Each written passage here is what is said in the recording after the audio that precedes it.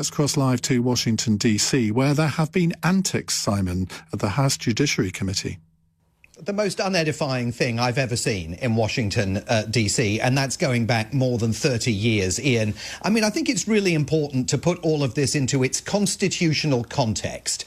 Congress has a responsibility and a constitutional requirement to hold the president's cabinet members accountable for their actions. And today, one of the zealots and sycophants in the president's cabinet, Attorney General Pam Bondi, was brought before the House of Representatives Judiciary Committee to testify. And of course, members of the committee, Republicans and Democrats, had lots of questions for her about the way in which she's running the Department of Justice, the way in which she has turned it into a personal tool of Donald Trump's retribution, the way in which her Department of Justice released 3 million pages of Epstein documents just a few days ago and managed not properly to redact thousands of pages so that personal information relating to Epstein's victims was inadvertently released, the way in which she and other members of her team falsely characterized Renee Good and Alex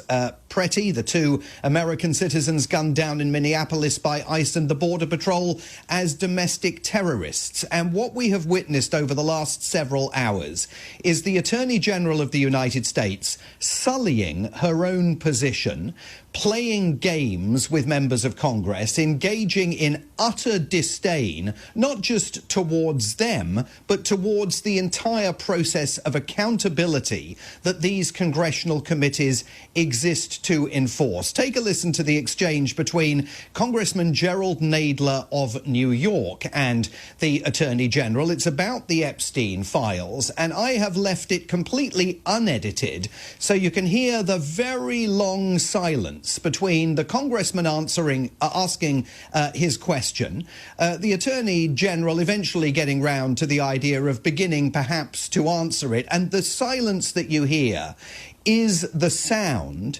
of America's constitutional checks and balances being laid waste by a senior member of Donald Trump's cabinet. How many of Epstein's co-conspirators have you indicted?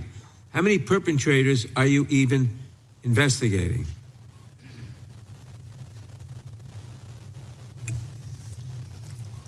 First, you showed it. I find it. How many have you indicted? Excuse me. I'm going to answer the question. Answer my question. No, I'm going to answer the question the way I want to answer the question. No, Your you're going to answer the question ridiculous. the way I asked it. Chairman Jordan, I'm not going to get in the gutter with these people, but I'm going to answer the question. How many have you indicted?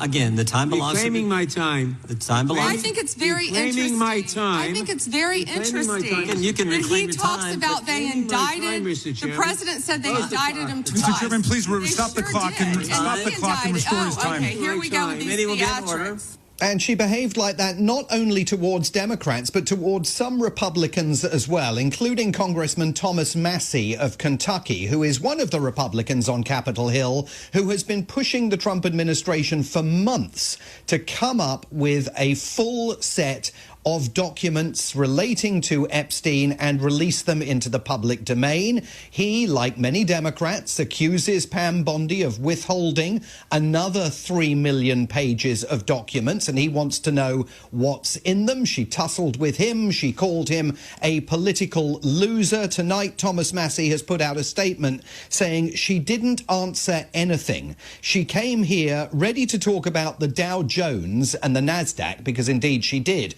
constantly cite President Trump's storied achievements over the last year, including the soaring value of the stock market that she said the committee members should be celebrating rather than digging into issues pertaining to Jeffrey Epstein.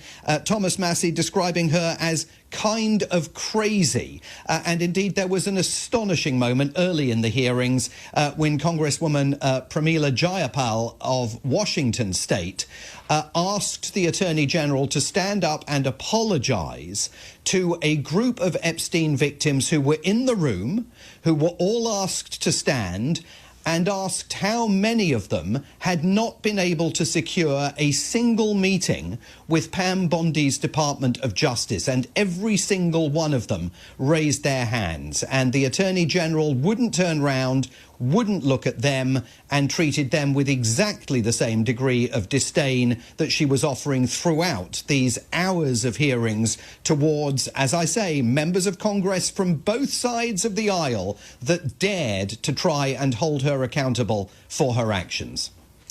Simon, thank you very much for that. Now, you've also got some news about the Gallup polling agency. What's going on there?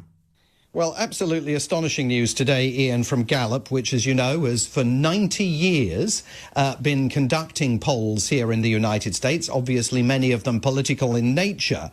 Gallup has announced today that it is going to stop, after 9 decades, it is going to stop recording the approval ratings of American presidents. This change, says Gallup, is part of a broader ongoing effort to align all of Gallup's public work with its mission.